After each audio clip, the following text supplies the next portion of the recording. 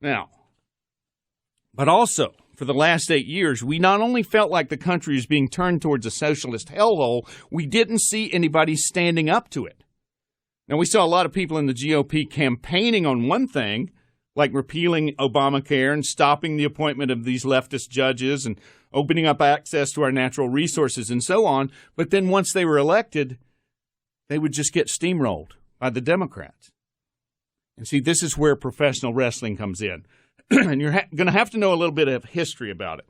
For years, the GOP has been functioning like the old-fashioned good guy or the babyface wrestlers. That's the terminology, babyface. Remember that.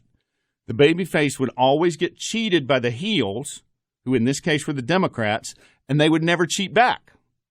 They would always lose.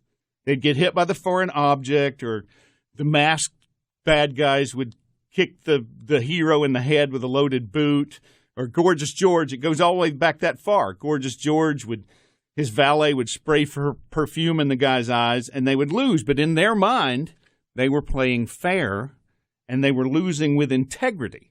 And that was the important thing. That was the lesson for the audience. And see, wrestling went on like that for years, because wrestling has always been about making the audience hate the bad guy. That's what makes marks. Those are what wrestling fans are called, marks. That's what makes them buy tickets. The bad guy makes the audience so furious that they're willing to spend some money to see somebody kick that guy's ass, or even pretend to kick his ass. And this went on for years. See, the good guys would never cheat until Hulk Hogan.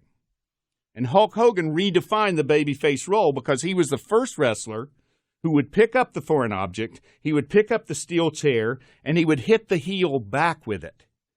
He started fighting like the heel fought. And the audience, they went crazy. They'd been waiting for this for years. And this made Hulk Hogan the greatest wrestler on earth for a number of years. This is why WrestleMania came around. And it also spawned the Attitude Era, which is the most profitable time in WWE history, where you really could not tell the difference between the heels and the faces. The faces became the heels. So for years, the Democrats have had all these awful heel wrestlers like Stretch Nancy Pelosi and Macho Man Harry Reid and Chuck Fake Tears Schumer, and they did all these dirty, underhanded things. They throw out the filibuster when it suits them, and they ram the health care bill down everybody's throat with reconciliation. They just changed the rules to suit themselves when they had the votes to do it. And then when the audience starts roaring for the babyface to hit back, when the GOP finally gets the steel chair or the brass knuckles out of Al the Animal Franken's hands, instead of hitting him back, they just put the steel chair down and they say, we have to be better than that. We have to preserve the traditions of the Senate. Would not be fair to our esteemed colleagues on the other side of the aisle, or some sort of loser stuff like that. And so the GOP would get pinned again, and the audience goes home empty.